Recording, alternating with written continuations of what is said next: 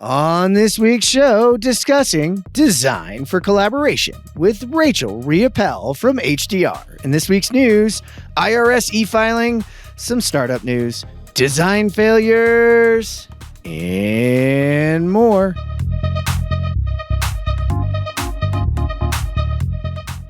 All right, Nathan, we're going to check in with you, bringing the sounds of nature construction behind you there. I heard a saw earlier. The saws now I hear and the nail now I hear some guns. hammerings. Yes. Yeah. We're installing roofing as of today. So weather still looks good for the next week. We're looking like we're going to get weathered in before our first snow. So that was a big milestone. So very, very excited.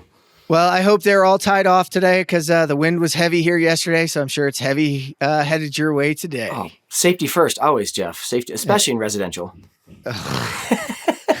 Okay, we digress. We'll have a whole nother conversation, but we have a different perspective with us today. Rachel, how you doing? I'm doing great. How about yourselves? We're good. How does it feel to be on a construction podcast? Wonderful. No, I feel outnumbered all of a sudden. Well, it's actually payback because, again, I was the only general contractor when we were hanging out in Phoenix at the New Forma World. So, yeah, this is payback. It's only fair. Glad to be here. Thanks for the invite, guys. Well, we were going to dive into this. We're going to get an architect's view of our world. And you guys know Nathan's with me. So, we're going to ask some difficult questions and maybe get some thought-provoking ideas there, or at least just understand what's in it for the other side. But before we do, we got to pause for the cause. It's important everyone supports a culture of well-being in the field and is equipped with the tools to help prevent suicide in construction. Procore Safety Qualified courses were built in partnership with our customers, elevating enhancements to their standard OSHA training. And the Bringing the Right Mindset series equips individuals and leaders alike with the skills necessary to really build resilient teams. We've made these 3 courses available for free and on demand, and they're offered both in English as well as Spanish, and they are CEU certifiable. Procore.com/certified-qualified is where we host our Procore's learning portal, and anyone can use their Procore credentials or create a free account to get started. All right. Remember, we're back on YouTube. Check us out. Smash the subscribe button. We're coming into the winter season where conference season will be over, and I'll be going over all those signups and all those subscribes, and who knows what might happen. At the ConTech Crew, we focus on technology that solves industry problems, and we've always believed in our sponsors. So much so that I went to work for one of them. So today, I want to talk to you about Join. Every construction project is a unique prototype, and it's actually shaped by thousands of decisions that impact the owner's business case, design, and the budget. Today, the communication driving these decisions is disjointed across all the stakeholders. Work happens in email, Excel, estimating, resulting in delays, waiting for decisions, waiting for access to information, and sometimes that information is outdated and incomplete. Managing the expectations of the team and keeping the project moving forward is a constant challenge, and a lot of times drives skepticism amongst the contributors. Join empowers general contractors to build with confidence and maximize the potential of every project by connecting these owners through new workflows that fit into your existing processes. We bring design teams and trade partners into a single platform. There's transparency and collaboration in the decision-making, which builds trusts and sets projects up for success. You might be asking yourself, do you need another tool? Well, let me tell you, Join fits in seamlessly with your processes and your other tools. In fact, we're here to help those other tools. Regardless of your estimating system or your project management process, Join will be a valuable added resource without disrupting those other systems and your teams. Check out Join, the collaborative project delivery platform for the built environment. Learn more at join.build. And we're back. Okay, Rachel Riopel, digital practice leader, HDR. What would you say it is you do? Give the folks listening in a little bit of a perspective on you. I didn't know this was going to be an office space interview. See, Um, we all have Right. quirks, and that's mine. As I asked that, what would you say it is you do here all the All time? right. So what would you say I do here? So yes, I'm an architect by training and by trade, and originally came out of the gate thinking I was going to change the world through design, but as it were, I'm changing the world through different means. The architect's perspective, yes, practiced for a few years, but then fell into technology and found myself here as a digital practice lead.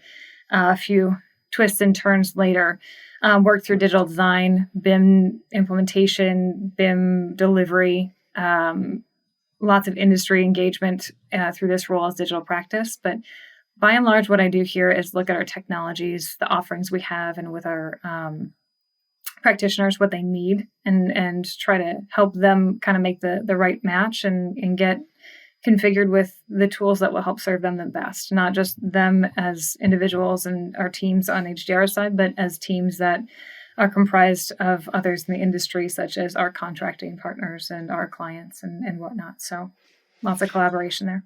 Yeah, and so I want folks to get an understanding when we bring an architect on. You're not the first former practicing architect now doing something a little bit different, but you're still doing it for an architectural and design firm.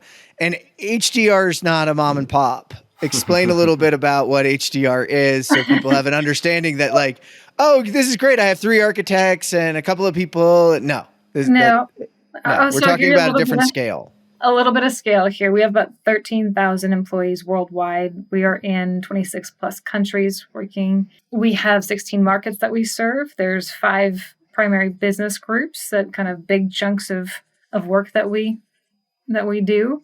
And every client is unique. So you do the math on that makes for a really interesting sort of technology demand on a firm of our size. So we've got the entire gamut from, working with others that are maybe seen as more mom pop scale to those that are gargantuan in their own rights in terms of contractors and whatnot. So we've got a lot of diversity, which was my original intent in the profession, to not get bored, and I'm certainly not bored.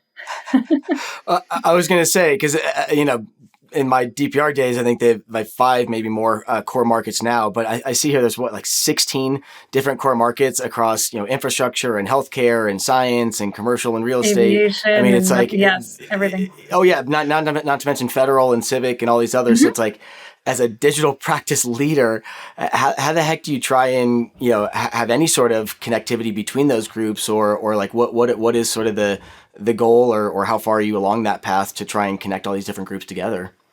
Well, it would be wonderful to have a master plan. That's all going to be, here's how it's going to be.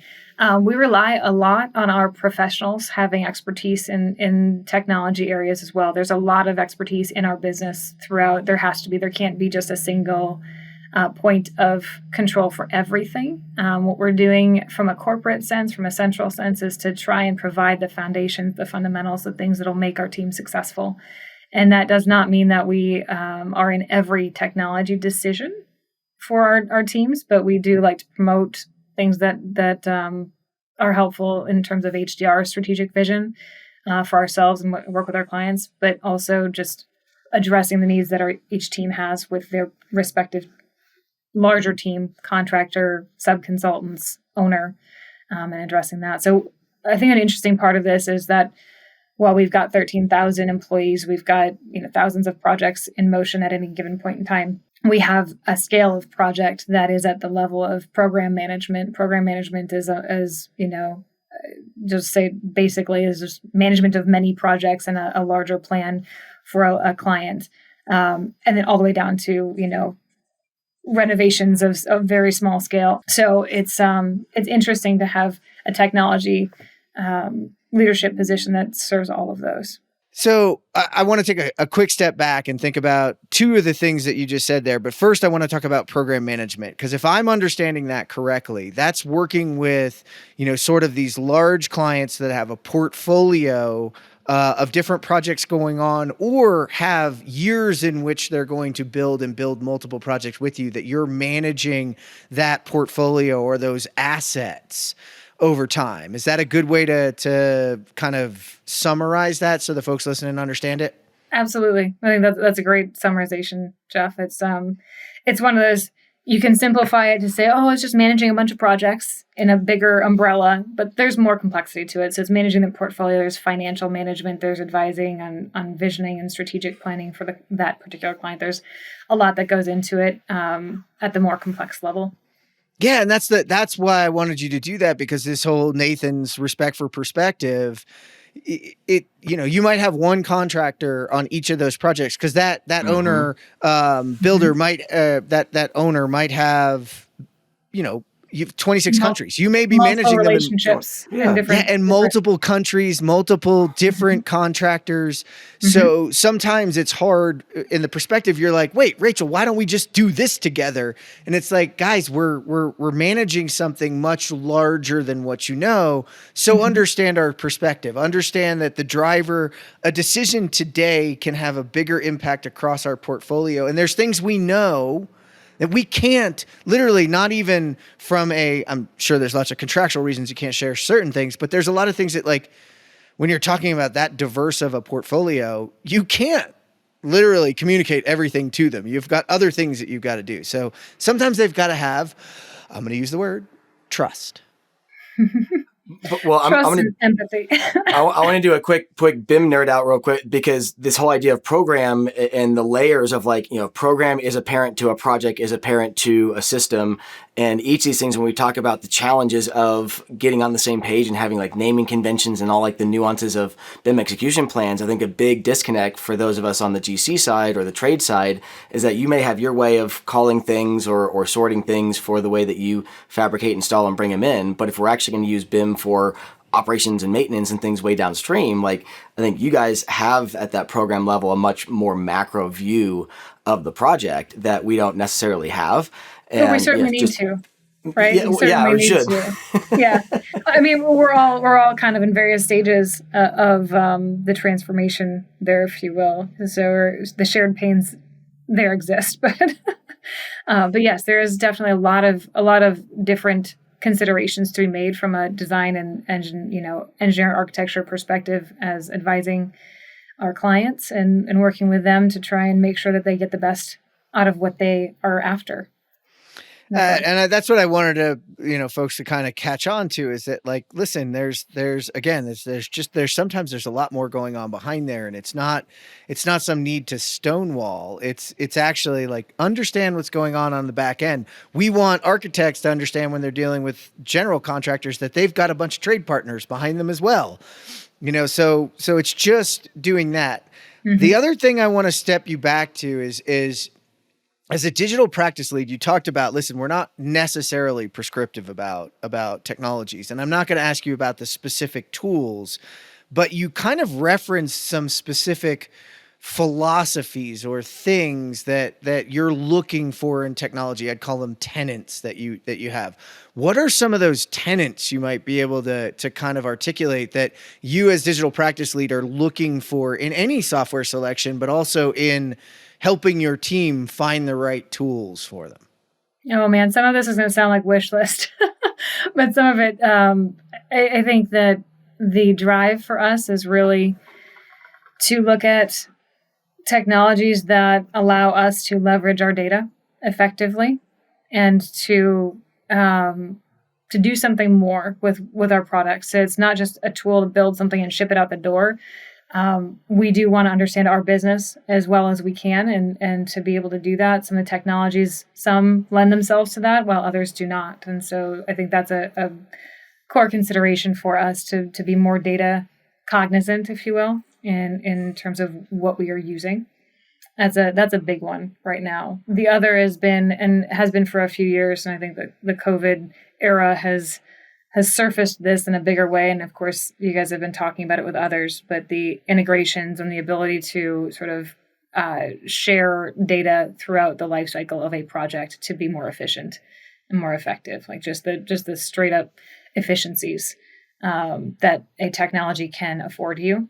Or in cases where it doesn't, what is it blocking you from? And is that a critical pinch point for us? Yeah, that's what I love there is it's not necessarily that we can or can't use it. What's it blocking us? What's it preventing us from doing if we make this choice? Yep. And that's a great way to look at it. Sometimes the benefits of that tool far outweigh the inability to do a few things, right? But I'd say that's the exception, not the rule. The rule usually is it's not worth doing if it's going to create a silo and going to block us from doing other things. So a good critical one. What are some of the other things, or more on that drive that decision making? I was going to say, Nathan, do you have something to say? I mean, what I heard in all that was the measurement side of things. Again, tell me how I measured and I'll tell you how I behave. And we've had this discussion before about how HDR at least would like to measure things like an RFI, that it's not just about, how many you did or even how fast they were responded to, but I think you're actually going down to like the classification of classifying types of RFIs, or explain what you're doing there. So there's again, being more data focused and understanding what we can gain from our products, yes, what we deliver to our client, but there is a lot of our work that we do that can help us inform ourselves to be better, improve quality continually, to offer new insights to our clients and things like that.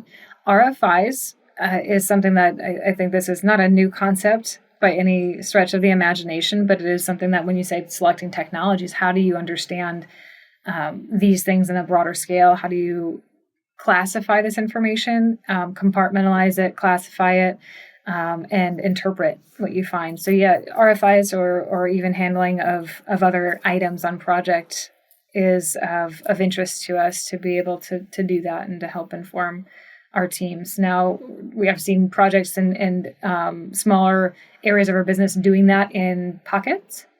We have opportunities to do it on a larger scale, but it is sort of one of those, well, what are we tracking? What should we track? I mean, we've had these conversations with some CPC discussions around just like, what are the important things? What are the consistent things? Or national standardization, right? I think of HDR with the scale that we are, as sort of a little microcosm of national standards, right? Because we've got all these different groups within the company, different needs, and trying to, again, find what boils up to the top to say what's the most advantageous set of standards to help us become more data-driven. Yeah, because I think personally, having that sort of drop-down list, we'll just keep on this RFI as an example of the root cause of why the RFI happened in the first place. Again, there may be a debate by what the GC says is the root cause and what the architect says is the root cause, but there's still like one field for the RFI to say what is the root cause. Was it, just a design miss? Was it the field put it in the wrong place? Was it, it could be any number of things, right? And that's what I'd love to see standards. Yeah. With any of those, though, Nathan, I mean, there's still a recognition that there's interpretations of that, right? There was a RFI, there was a reason for it taking this amount of time, and the reasoning from a design perspective. Again, perspectives, Jeff, you mentioned, is like important to understand where everybody's coming from, and that really weighs heavily on how you interpret an issue or an opportunity at any point of the life cycle. So we may be dealing with, different information than the contractor is, and therefore the reason you assign it might be different. Well, and speaking of opportunities, I was actually just recently at a local A3LC, which is a group of AGC and AIA and ACEC on the engineering side members here in Denver that get together and have these sort of provocative conversations. And we were talking about CA and RFIs and coordination, but one of the discussions was around field observation reports, something that designers would typically come to the job site and do. And I assume HDR does field observation reports, but I feel like that, to me, there are a lot of times where the pain point, the shared pain, is that those reports contain deficiencies, things that should be either a punch list item or something that has to be acted on. But a lot of times they just get, shoved in a folder and nobody actually looks at it, and things go on and it end up becoming a much bigger issue later. So I guess I'm curious if that's something that has come up before, of something that you've thought about, of like from a design perspective, how to make those field observation reports more impactful and make it easier for the GC to respond to those deficiencies. So I'll say I'm going to step back into the corporate sort of level role on that one is more that we're looking at those to try and inform our interpretation, our quality control overall, and that getting information consistently documented for our side, and not to reinforce the boundaries or the contentious nature of construction. It is what it is. I want to make sure that we are making ourselves better, that we're doing better, and that we are able to participate more fully with more information with the whole team. And I think that serves the contractors as well, for us to be honest and reflective on what we're doing and why things might have come to the point that they did. So I was over here viciously writing something down because you hit on something earlier. So I know I may have looked like I was out there for a second, and I've been trying to work through this thought because I had it recently, and you hit it. And it's the difference between a perspective, right? You have to have your perspective, and you guys have your perspective as HDR, as each of the different teams working on any one of the projects. And you need that, right? It is your reality. Your perspective is your reality. Mm-hmm. The key tool is your perception, your ability to perceive and understand other people's perspective, mm-hmm. right? That's the perception and understanding that I have mine, and that drives my reality. But I can step away from that and understand that this is a larger team and get perspective around I can get perception around their perspectives. I can design and implement tools that do both. You have to do both. You have to enable your team, enable your business. You have a whole bunch of things that have to be done. Mm-hmm. 13,000 people.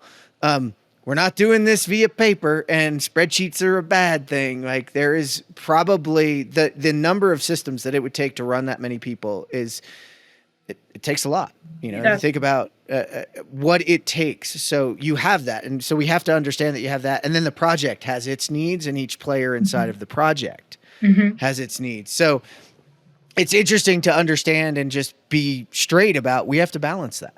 Yeah. And I think when you bring up the perspectives and the ability to see sort of a higher level than just right at the grindstone, right? Like, you're doing the work, you're right there.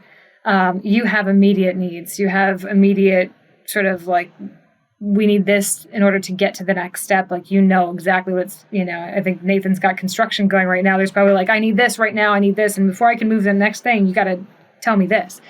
That's nose to the grindstone. But then if you're thinking a little bit further out, you've kind of got the perspectives. That person doesn't necessarily need to think much beyond that, but we need to enable them with the technologies that serve a bigger sort of purpose and that help at the different layers. And it's not like below and above. It's just at a kind of the jawbreaker. It's like the center. Yeah. You're right. There's the layers that go out. And certain layers should be concerned with certain things. And the challenge is to try and understand what's at the core, mm-hmm. enabling that without encumbering. And that goes along with a buzzword. Are we playing bingo? It's change management, right? The change management there is the part of trying to enable standardization and things that serve the integrated design. All of that doesn't necessarily resonate with the person at the center of the jawbreaker, right? They're just like, I want to get this job done. And you're like, but wait. It would be so much better for all 1,000 projects to have the information so that we could be better overall. And they're like, I don't care. What's in it for me? Doing this right now. And so you got to figure out that balance, as you said, Jeff. Well, and that goes right to it, right? That goes to that person's perspective, right? Is I just got to get this job done, right? Mm-hmm. And you are perceiving that, like, listen, so the thing that has to happen, and this has to be really hard for you guys, is that you have to somehow get that person to understand that data will help the organization at this level, but ultimately on your next job, this mm-hmm. will make it that much easier.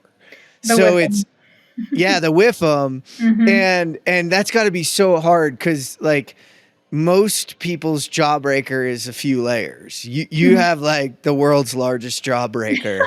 wouldn't say the world's largest, but I think there's a lot of layers. There's a lot of layers. You have I a know, really large yeah. jawbreaker. Is it like an onion or an ogre or something? Movie Yeah. reference. Ogres like onions. Wait, no. Yeah, onions. Onions have layers. Yeah. So we're getting them all. We're getting the kids' movies now. Nathan's like, You lost me. Those are old kids' movies. Wait a My second. kids don't. What we need a Moana reference? What reference do we need Moana for would you, do it. Nathan? Moana would do it. Yep. Encanto. We don't talk about Encanto. Yeah. That will be another episode. Oh man. No, That is nothing in reference to the film. That's nothing in reference to the film. Nathan's youngest son was obsessed with it for a while. Yeah. And so it played 24/7 ad nauseum. Ad nauseum. Yeah. I can Yes. still sing words to it and I don't ever remember watching it. So. But we digress. Nathan, you've got some other questions. Let's go back to Rachel, how we met in the first place, which was through NIBS, National Institute of Building Sciences, and Sasha Reed was a part of that when they were the Building Smart Alliance, and I know you've been very active there recently. For those that are BIM folks but may not be as familiar with the group, can you talk to us a little bit about what the group is, what they're focused on, and your role?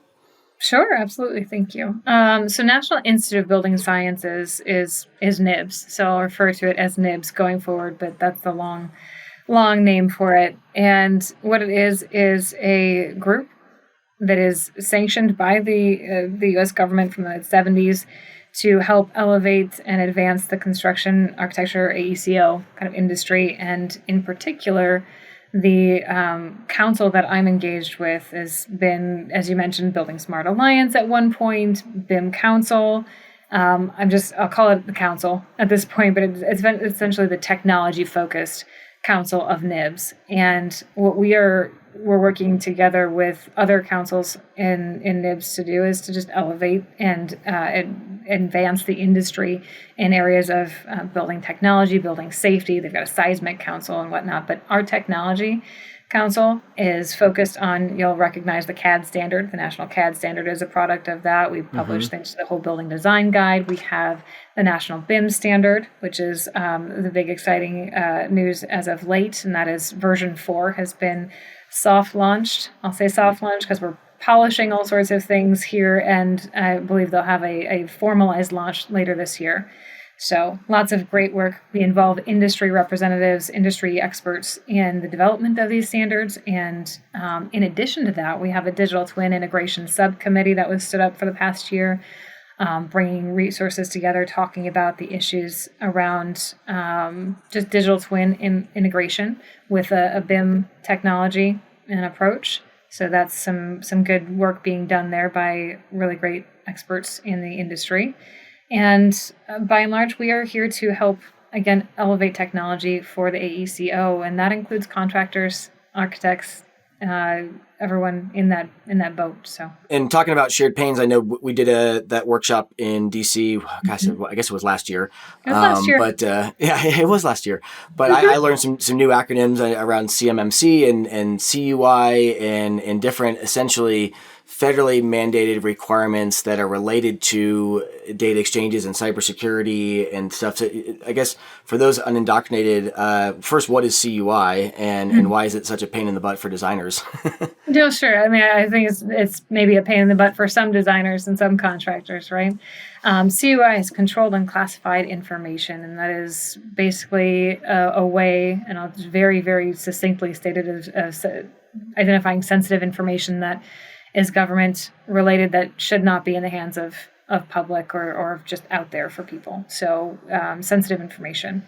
There's lots of layers to that, by the way. It's not that simple, but CUI is related to that, the sensitive information for projects for federal work. So it is almost like GDPR, but just for on a federal side. Probably a lot of the same pain points a lot of startups are having with trying to maintain GDPR in well, I think your GDPR is focused on the individual sort of privacy data for individuals, but we're talking, I mean, anything from floor plans, site scans, even memos on information around project development.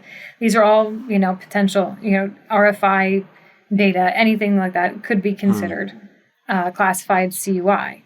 And if it's classified CUI, it has to be treated in a certain way. And therefore, what our meeting last summer, or last year, anyhow, when we did the digital delivery impacts of cybersecurity and information privacy on digital delivery, mouthful, but a great session in DC, and we had 50 or so. It was an exclusive group, but very diverse group, talking about the impact of cybersecurity on our digital delivery. And that again, CUI is like a very important piece of sensitive information that we need to protect. So how do we do that in terms of our technology adoption as we deliver these projects more and more and more through fully digitized and computer-enabled methods? And it sounds like I'm talking about 1991. I'm like, we're going to use the computer one day to do this. Yeah. But But as you take a step back to digital practice leader for HDR, and it basically is impossible to mix your private project data with your federal project data because of this CUI. So like you have to have separate systems and create those controls. Yeah, so I mean, if you look at CMMC, and please don't ask me to remind you or to iterate what CMMC. I wouldn't remember anyway. Yeah, I was like, and NIST 1800-171. So these are requirements that specify how this type of sensitive data and whatnot should be handled, how you should set up your systems. I mean, this goes really deep into IT, and there's a lot of configuration, a lot of work that goes into making sure things are protected and secured. I mean, I remember a dozen years ago walking into one of our offices in the DC area, and I felt like I was going to be...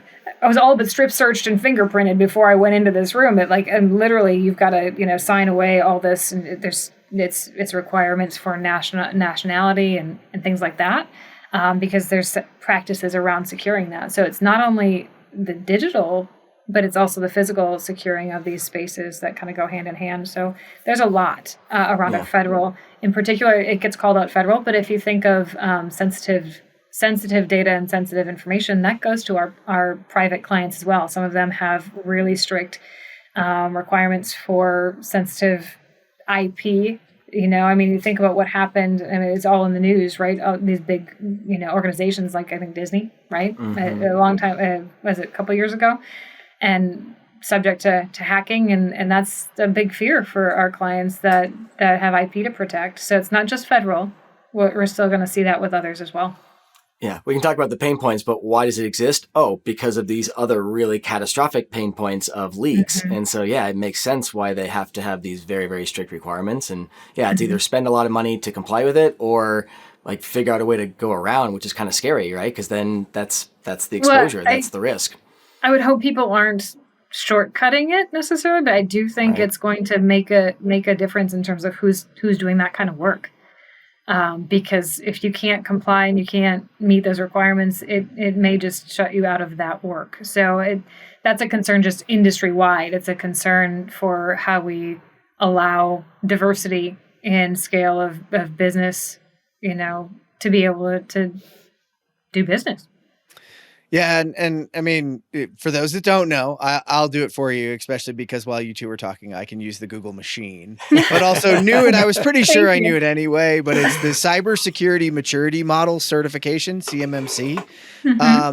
And that differs a bit from NIST, and the NIST, which is the National Institute of Standards and Technology at the U.S. Department of Commerce, which are, they're very much similar, and there's a lot of crossover between NIST 800-171 and CMMC. But as far as I know, CMMC is more of a maturation of that NIST process and helping companies mature their model in general, right? Because the beauty and then also the problem with cybersecurity is we're almost always looking over our shoulder at what happened, and we're plugging holes they're never going to use again, right? Once they infiltrate and use a hole and we secure it, that's not the thing that happens. Why would I go about talking about that? Because it's quite interesting. I had a guest on another show, Disjointed, that talked about, we do the same thing in construction. We actually contractually put in the problems that have occurred in the past so we don't do them again. Well, those aren't the problems we're going to do again. Well, right? we exclude them. They're called exclusions. Exclusions. Yeah. So we're always looking behind. And if I understand, CMMC is about kind of trying to look forward, and it's about having a maturity model that's actually evolving and adapting and changing and keeping up with the threats that could and most likely will occur. We were joking around ahead of this. Like, it's not paranoia if they're really after you. And I'm going to tell everyone listening, they are after you. Like, I live in a state of paranoia at times when my cybersecurity hat is on, and it's because, well, they're after you. And they're not necessarily after you. You might just be their gateway to the next person and the next person. And I forget who I was sitting down talking about this, about a hacker who took enough time on a contractor to figure out who their vendors were, hack a vendor, hack them, and then slide the communications in between and get one big bank transfer to go. Talk about like, and that's a year's worth of salary or so, a couple of years. Yes. Yeah. And that took them a lot of time. But then again, somebody's like, why would they take all that time? Well, they just made a year's worth. You said it, Rachel. Yeah. They made a year's worth of pay. So was going to work every day doing that. And you're probably not the only one they were after. Yep. So, they might have some scale there. So these are real and present dangers you guys have to really focus on. But then again, you can't let that shut down your business either, right? So you've got to keep pushing. You've got to keep pushing, but there is a very hard line that we have at HDR is you cannot put our clients in danger. You cannot risk our client information.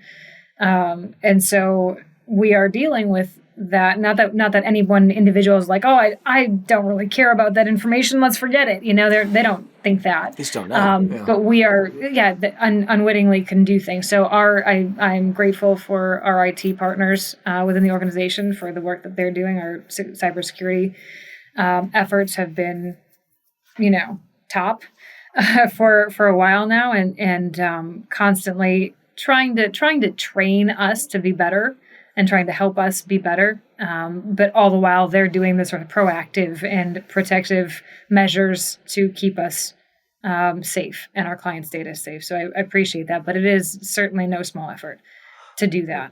Well, and I'm wondering if we can figure out a 2-for-1 here where, the other big challenge we talk about in the industry is the quality of our data is not very good because we have lax practices or undefined standards or whatever. And so if cybersecurity is going to come in and these CMMC and CUI and other standards are a big burden, can we figure out how to both comply with them and get HDR better, more standardized data? Like that would be a great 2-for-1, but it takes a lot of, forward thinking and looking at where are the points where an RFI or something, needs to be marked as CUI. But, what other things could you be checking for at the same time so that you've got that root cause and the who wrote it, who answered it, the timing, stuff like that for other analytics that I'm sure you're thinking about, Rachel? Well, I'm going to say from some of that observation of those two different areas, right? The cybersecurity efforts and campaign there, the ability to get people to behave a certain way, to do certain things. I mean, it's darn near impossible. Right. It's darn near impossible. But if what we're doing is doing our best to help people understand what are the best approaches, best practices for clean data, for effective data capturing and sorting and organizing, but to look at the ways in which we can automate or to sort of take out the expectation that they're all going to behave perfectly every time. Is there anything else that we can do from the technology selection standpoint, from the just data management standpoint? Can we do things that sort of remove that burden? I mean, this is several years back when we started looking at building data for machine learning. The idea that we're gonna, can we just aggregate all this and then trigger this machine learning, and we're gonna just be gangbusters, right? In small ways, but thinking that to crack that open on a bigger scale, you look at it and you go, man, people make messy data, and then you go, okay, so now how do we retroactively get that? And then Yeah. you've got partners, our contractors are, and everybody again has their own way of doing things. So from a NIBS standpoint, from a BIM standard, from a standardization standpoint, that's one of my drives in the industry, is to try and help provide at least a framework or a context that people can sort of start to read the same sheet of music, if you will. Yeah. But even with all that in place, like, that's expecting people to behave consistently. And I feel like if that's the only strategy, we're going to be never moving forward. I think we've got to look at other ways to normalize data to help leverage it in ways. So technologists out there. I love I love that, reading the same music, because I would argue it's actually writing the same music, right? Because we're actually at that point where it needs to be defined, designed, and the creative part of it is what we're missing. Oh yeah. Like, There's we a want whole the part solution, but yeah, it's there. like we need designers, right? Like, we need more designers in these conversations with contractors, because contractors just want to fix it, right? But there's this whole design of what is the experience of doing an RFI, of doing whatever, and how do we want to redefine that experience to still meet those conditions of satisfaction of what it always was. Like, that's the fun exercise that we do together.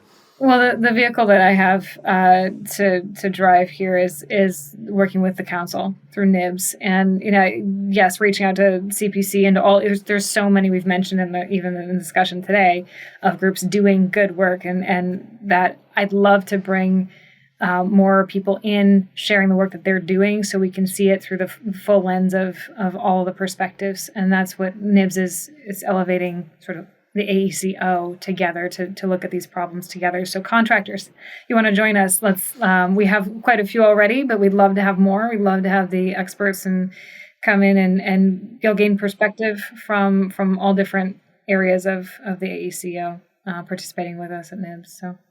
And I'll say real quick, that was my perspective coming back from the Building Innovation Conference last year, was that it was pretty heavy on the A and the E side, and that, we could definitely use a lot more contractors, and that we were having all the right same conversations. It's just getting all the right people in the room to have those conversations, because it's much easier to have a one-sided conversation by a water cooler or at an AIA or an AGC event, but to try and bring those together, I think is where NIBS and CPC and all these groups are really built around doing that, and we need to all take advantage of that.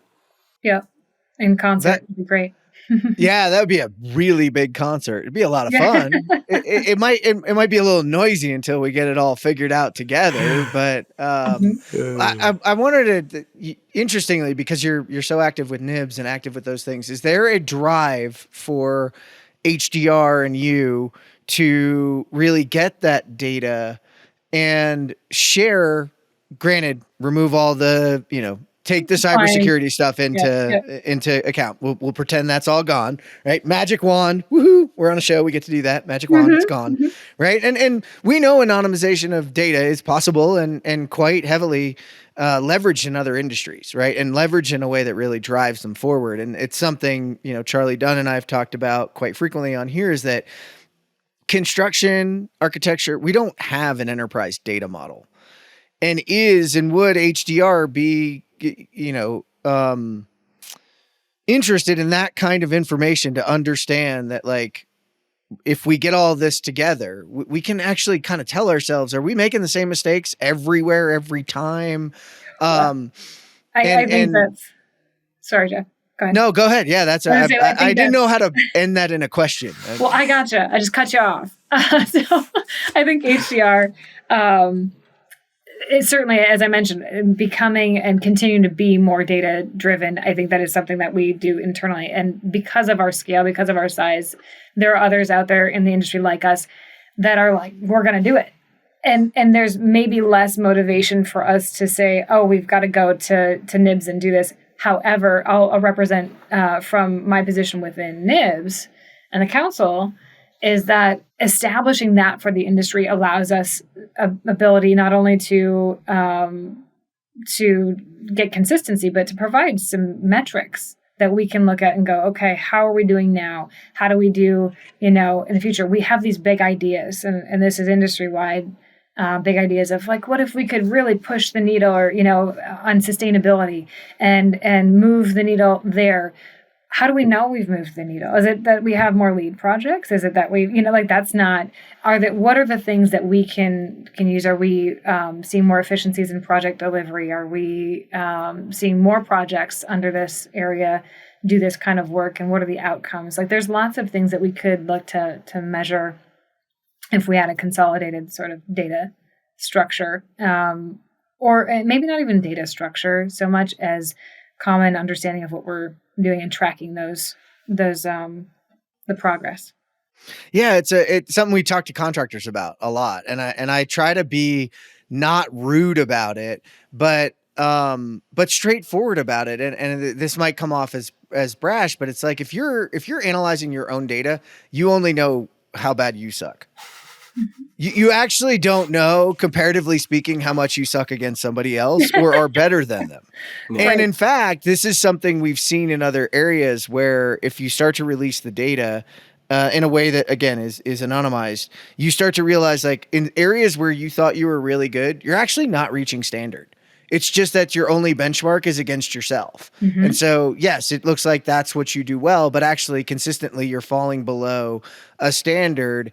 And so there's an opportunity to look for growth and look for something. And then there's areas where you think you're doing poorly and actually you're outrunning the standard right now and you're outrunning what other people are doing. Know. And but you don't know that because you're only mm-hmm. comparing that against yourself. So mm-hmm. that's the motivation behind, even a company, like we were joking. I said you had the world's largest jawbreaker, but actually that's not true. There's other companies of your size. Mm-hmm. Well, there's some power, but at that scale, certain things are going to be diluted. So there's also really powerful smaller firms that their data combined with that might show some opportunity. So that's why I'm trying to put that in contractors and architects. And there's nobody. Engineers have this same, but there's no group that doesn't in our AECO world right now. Yeah, you're not safe from it. Yeah. If you're only looking at your own projects, you're only seeing the same lens. Yeah. You're skewed. So, well, and I think that's the power of APIs and really what's needed to get to the next level. Because admittedly, right now, as successful as the Procore and Nuforma integration that Rachel we talk about all the time now, but because of it has gotten a lot of growth and a ton of adoption. Because it makes perfect sense that an architect using Nuforma would want to stay in Nuforma to receive and respond to RFIs, and the GC in Procore wants to stay in Procore, and nobody wants to do duplicate entry between them. But how can we enhance and make that a more robust integration where that root cause type is like a standard drop down in both a Procore and a Nuforma that whatever HDR has determined as your backend isn't necessarily intellectual property. It just becomes the new standard that everyone adopts. And then we're off to the races because we can do that benchmarking, as you said, Jeff. But to me, I think we're still at the point of how do we want to be measured, and can we agree on that? And then are we comfortable sharing data to have that universal benchmark? And say that willingness to submit yourself to be measured or to look at what that is something that I think the opt-in is button, certainly elusive right now. How many now. are going to hit the opt-in button if you're even given the choice? Yeah. Mm-hmm. Yep. Challenges. So I have one question, and we're going to have to roll this into news here quick, but we were talking about this beforehand, and I'm going to start this with all of my new perspectives for listeners. I'm going to ask the question of, for knowing that, you're the, I don't want to call you the outsider here because I'm on so many things with you, Rachel. You're really not the outsider to me, but anymore. But you are the outsider to the people that listen to the show. Mm-hmm. What do you want them to know, take away from a conversation? What can help them walk into the next meeting with their owners and architects and help them? Man, our ecosystem is challenging. Just teams. Working as teams in general, I don't care who you are and what role you play on a team. A team can be challenging. So I don't think this is anything that is incredibly unique, but it is to be a team player, to look at how to solve the problems, and not. I don't mean team player by just take whatever's handed to you, but come with solutions. Come with recognition that you may not have all the information. And just be part of the team.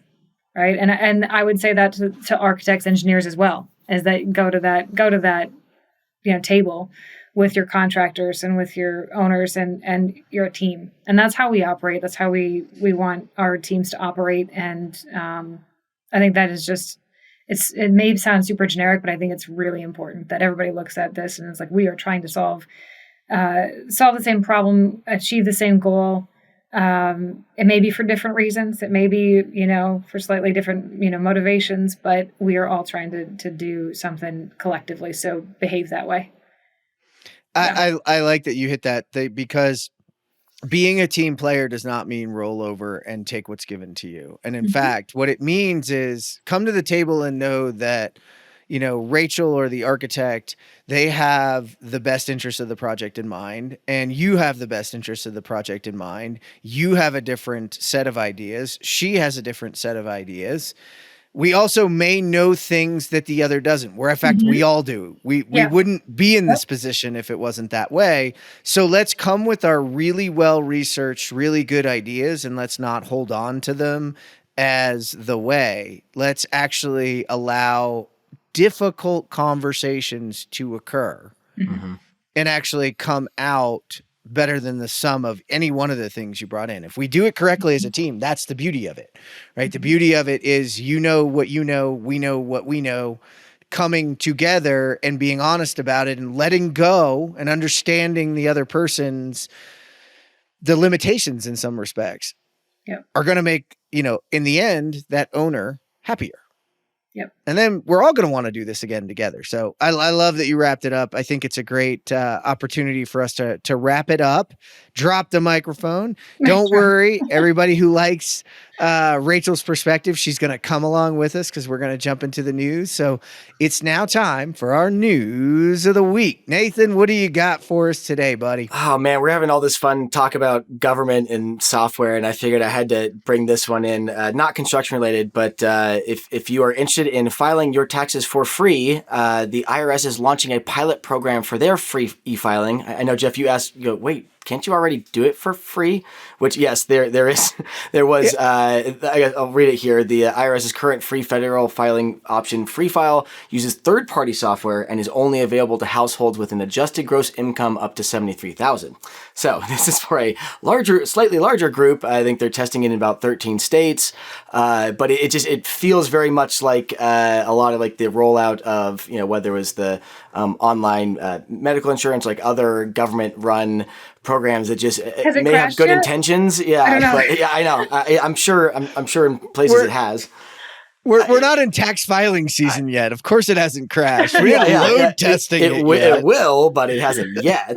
Undoubtedly. It's natural that critics would express their skepticism, which they make a good point here about the power imbalance between taxpayers and the government, and like, are they getting a little bit too close to home by managing both the preparation as well as the processing of it. So I do think back to that whole checks and balances of GCs thinking they could design the whole thing or architects thinking they could build the whole thing. Like, we know that you need both sides, right? And so I think we always have to check that. What do you got, Rachel? Looking for efficiencies. I mean, I hope nobody from the IRS is listening, but man, they're not. I know. If you're going to spend your money on anything, like, why this other thing? Just fix what isn't broke, what doesn't work today. What's broken? Not invent a new problem to fix. Let's just cover something really quickly. What are you actually doing when you file your taxes? You're telling them what they already know and adding it up yourself and either getting money back from them or paying them. Okay, so wait, you heard that. They already know it. Yes. So you talk about disruptive. Look up redundancy in the dictionary and see redundant. That this is redundant. It's like the annual pop itself. quiz. The annual pop quiz. Do you know how much you made? Do you want to tell me? Because I know you want to tell me. Because I'm going to come after you if it's not the right one. I know you know. I know. Wait a second. So, so we have a tertiary, secondary, and an entire accounting world built on this. So yes, it would cause some destruction, but you could just say, "Hey, here's the answers. How'd you do?" right? They just tell you, here's your bill. One could argue that that's the auditing process, that the whole, like, garbage in, garbage out. Like, if nobody's checking it, then it's not right. But I'm with you. I'm half me's with you, half me has to play devil's advocate. I'm going for another movie reference. Why don't you just tell me what movie you want to see? Like, press 1, wrong. Press 2, wrong. All right, moving on. Right. No, okay, now an even more fun one. Let's do some nostalgia here. So this is an article looking at on Architectural Digest or some, because I wanted to find a design side article for Rachel here. So this is the 13 worst design failures in modern history. Don't worry, none of them are buildings. Most of them they're all technologies. All right. So at the top of the list, did you know that Colgate, like the toothpaste, had a kitchen line? Like, they came out with like frozen beef lasagna and like food like that. So that was kind of a weird thing. That certainly didn't last. Yeah. that is horrible. Yeah. It's like, ugh. It's like Procter and Gamble making soup or something. But the next one, Betamax. So we all remember the failures of the Betamax. That was an obvious one. I never heard of the Apple Pippin. Did you hear that? It was like a gaming system that came out during Nintendo 64 that flopped really fast. Google Glass. Who had a Google Glass? I did. It's broken still up on my technology time capsule up there. But Google Glass was a famous failure for sure. Jeff, did you ever play Atari's E.T., the video game? No, I was trying to figure out why it was so bad. I guess just because he only had 5.5 weeks to build it after building the Raiders of the Lost Ark, which I guess was really good.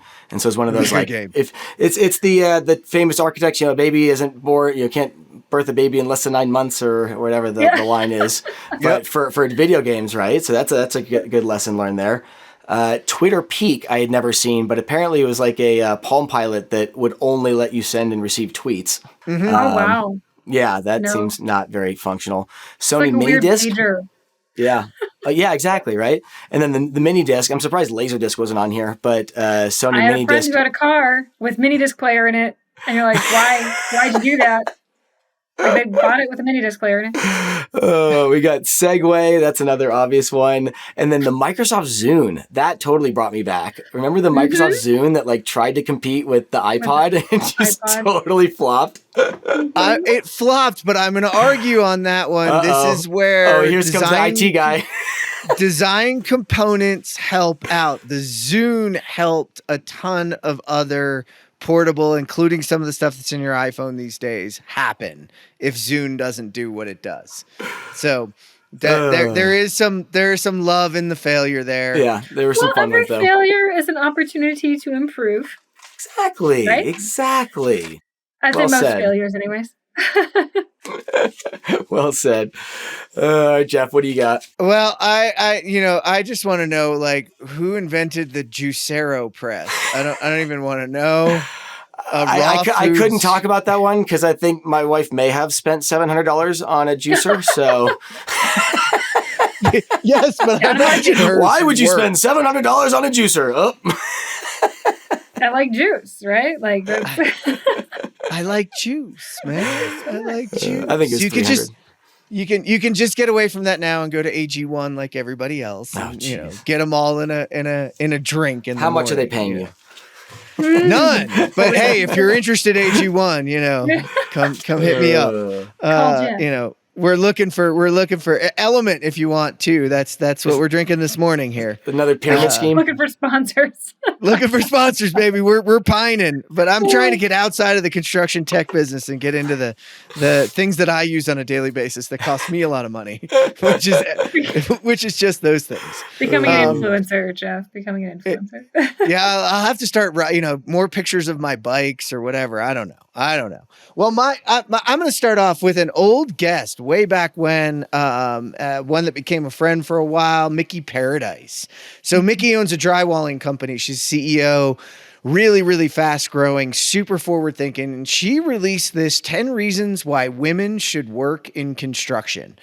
And she did a really good job up front of what does it mean to work in construction. And she hit it all. architecture, engineering, project manager, drywaller, painter, carpenter, electrician, Mhm. plumber, welder, mason. I love that she clearly said, like, I would say, Mickey, the only change would be to work in the built world, because truly that's all those things you nailed is the built world. Mhm. But it's a couple of things that I think is super interesting to call out, because we are, first and foremost, we call out some of the problems. There are still many, many, many problems in our industry across the board with making things more inclusive, but smaller gender pay gap. There is a large demand for skilled labor. So learning and understanding any one of those trades, there's jobs quickly. This one I love, self-employment. The entrepreneurial spirit, especially when it comes to first movers in industry. There's a number of different benefits in our business when it comes to, and I'll get this acronym wrong, MBO MBW, is it? MBOE. It's the minority and women owned businesses. MW. I'm going to get it wrong. So, but You got it wrong. I got it wrong. Let's just, maybe she put it in there and I just missed it. No, she didn't.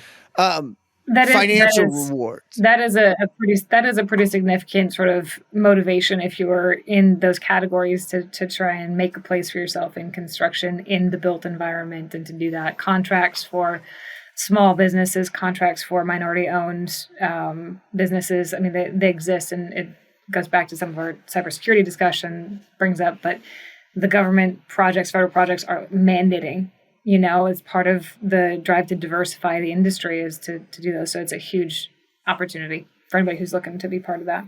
Yeah, it's WMOB is what it is. I gave you time minority and yes, women and minority owned businesses. And, listen back to, we had Dr. G on, and she talks about how actually businesses can make that a strategic part of their process, which is awesome. So, but it requires, people open up and start those businesses.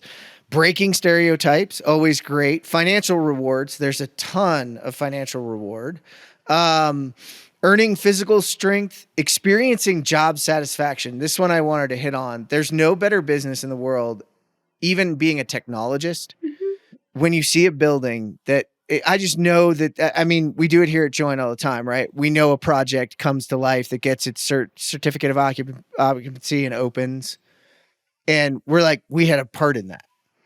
And you feel the pride. And all you were was the software on the project. So the closer you get to it, the more pride, the more reward that the people experience. And let's be honest, like, purpose is truly what drives most of us. Yes, we need paychecks, we need those things, but purpose in what we do is huge. And I don't think when you're talking about architecture, we talk about engineering, any of it, that there's not that experience of purpose.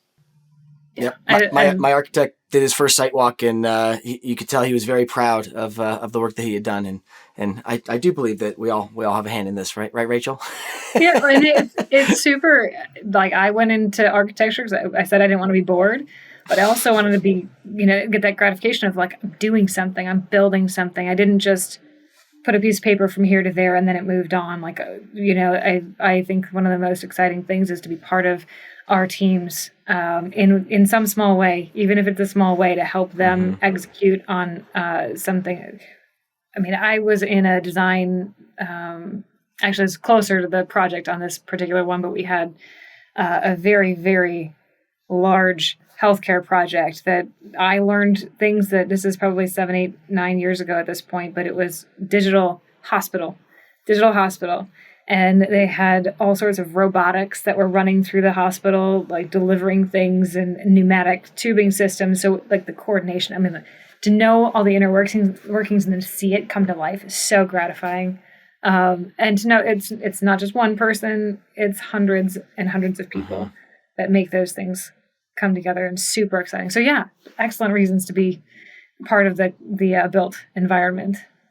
Including the inspector. Check it out. Don't forget about the inspector. The last one for me was down to earth industry.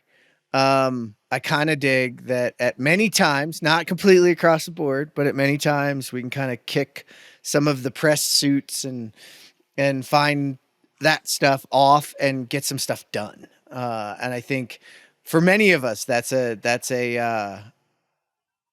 an alluring part of the business, is that we can get real at times and just enjoy ourselves. Nathan, any thoughts on that one? No.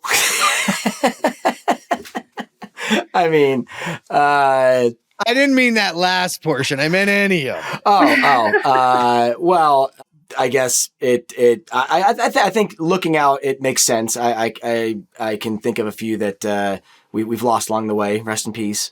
But it's a natural part of the progression, right? I think we might have been talking about this on one of the previous podcasts, is that, so many folks come into this industry taking that rapid hyper growth approach that you would take with a typical B2C, consumer type product. And when you're dealing with these government challenges and cybersecurity and all the business to business of large businesses and small businesses that have to work within large businesses, it's just a grind. And so, yeah, it definitely makes sense to me that we're seeing this kind of fall off.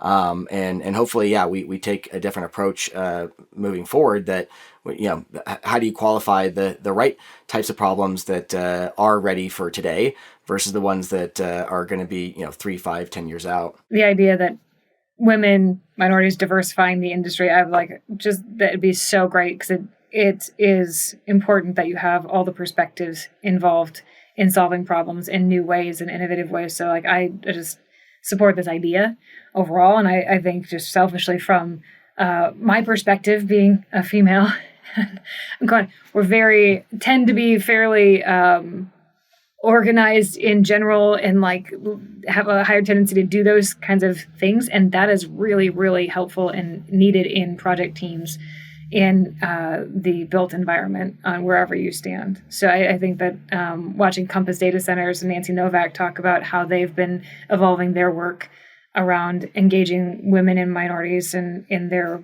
work in practical ways. I think that I would encourage any female that is feeling like, maybe the built environment, maybe not, do it. It's awesome.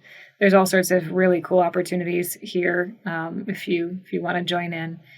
There is one point on her blog, though, that said something about sort of a low barrier to entry, or some financially, it doesn't cost a lot to get into it. Now, I'll say from the engineering and architecture perspective, that's a little bit different. Is there's a lot more of investment before you can get into it. So there's that. And that is one of the hurdles that we have as well. So specifically in the engineering and architecture industries, or a part of that industry, trying to balance what you have to put into it to be able to move forward and get into the practice. So thanks, Mickey, for that one. I'm going to close with a little bit of an interesting one. This is just a LinkedIn post. I don't usually cover these, but many of you out there in our world will understand who Carta is. And Carta is an outsourced company to help you understand your company and your shares and how you allocate those shares and how those get done. So anybody who goes through that process with a company will probably know Carta. And their head of insights is someone I watch. He's a data storyteller, which I'm always looking for interesting data stories. And thanks to a friend, I started following them. And thanks to her for posting this one, but I grabbed onto it. So this is Peter Walker. This is crazy. 543 Carta startups have shut down so far in 2023. That's more than the 467 that shut down all of last year. So some of the data is starting to support some of the things we've heard consistently, that, with the change in inflation, with the change in money, that there are a number of things that are really pushing against startups right now. And I bring this up because I don't really like to harp on what's not working, but as an industry that's really, it's critical for us to have technology companies that continue to move forward, that continue to grow. It's going to take investment. It's going to take people still using and still working. And it's super important that those companies have a business model and that you support that business model so that they can continue to grow. About half the startups that closed shop did so without raising VC funds. A couple of the other things. The ones that did, 90% of the shutdown were either seed or Series A. So these are the early companies doing early work that are really important to the process. So you can read it. Couple more things going on there, but the market is difficult. So now is the time really to lean in. And I really do like his data storytelling. And at the end, he said, as usual, hug a founder out there if you know one, because things aren't always the easiest for those folks right now. And they're really trying to change our industry. They're trying to change other industries. And we need them. If we don't get them, we won't have some of those disruptions. I still Nathan, remember. what are your thoughts? Yeah, I remember all those posts of, hey, we just got our seed round of this, or we just reached this, Series A, Series B, and I think we had this conversation of like that isn't always necessarily something to celebrate. It means pressure's on, right, and clock starts ticking, and I think this is showing the result of that. But hopefully, it's for the larger betterment of the industry as a whole. That is sort of a flushing system, but it is unfortunate to see good folks that are obviously passionate about the industry and really want to solve these problems, but they're just there's so many nuances and perspectives that go into the change management that these technologies are trying to drive, and we really have to make sure we've considered all those perspectives before driving forward and make sure it's going to be viable in the short term. Be interesting to see when we step forward a couple of years what the ebb and flow of all of this really looks like. I mean, we're kind of in the midst of it right now, and you're seeing some of these big things that change, but what is that going to mean in a few years when we look back and say, okay, well, that's because this happened, or that's because that happened, and hopefully make it through with still innovating and pushing the industry forward. Well, didn't want to end it on a bummer, but hey, we have to. Listen, we must. Sometimes you got to look at the reality. So with that, Rachel, thank you so much for sitting down with us today and joining the ConTech crew, coming on to the other side and talking a bit. No, it's all good. We're all part of a team. So thank you for the invite, guys. Always a good time talking to you. And we look forward to seeing you again soon. Nathan, thank you for sitting down with me today, buddy. Oh, thanks for putting up with this, Rachel. Anytime. All right. And thank you for tuning in today to geek out for our interview with Rachel Riopel. To read all our news stories, learn more about our guests, and to listen to this show, visit thecontechcrew.com. This is the ConTech Crew signing out. Until next time, enjoy the ride and geek out.